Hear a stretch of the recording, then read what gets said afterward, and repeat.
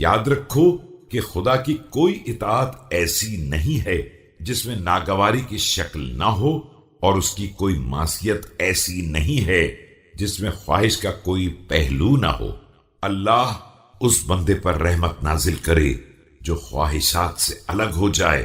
وقمع هوى نفسه فإن هذه النفس أبعد شيء منزعا وإنها لا تزال تنزع إلى معصية في هوى. واعلموا عباد الله أن المؤمن لا يمسي ولا يصبح إلا ونفسه ظنون عنده. اور نفس کی ہوا و ہوس کو اکھاڑ کر پھینک دے کہ یہ نفس خواہشات میں بہت دور تک کھینچ لے جانے والا ہے، اور یہ ہمیشہ گناہوں کی خواہش ہی کی طرف کھینچتا رہتا ہے۔ بندگان خدا، یاد رکھو کہ مرد مومن ہمیشہ صبح و شام اپنے نفس سے بدگمان ہی رہتا ہے۔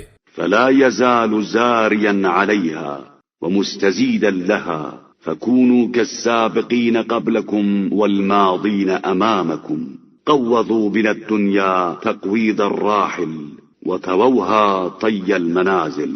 اور اس سے ناراض ہی رہتا ہے اور ناراضگی میں اضافہ ہی کرتا رہتا ہے، لہذا تم بھی اپنے پہلے والوں کے مانند ہو جاؤ جو تمہارے آگے آگے جا رہے ہیں کہ انہوں نے دنیا سے اپنے خیمے ڈیرے کو اٹھا لیا ہے اور ایک مسافر کی طرح دنیا کی منزلوں کو طے کرتے ہوئے آگے بڑھ گئے ہیں۔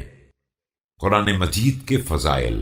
واعلموا أن هذا القرآن هو الناصح الذي لا يغش والهادي الذي لا يضل والمحدث الذي لا يكذب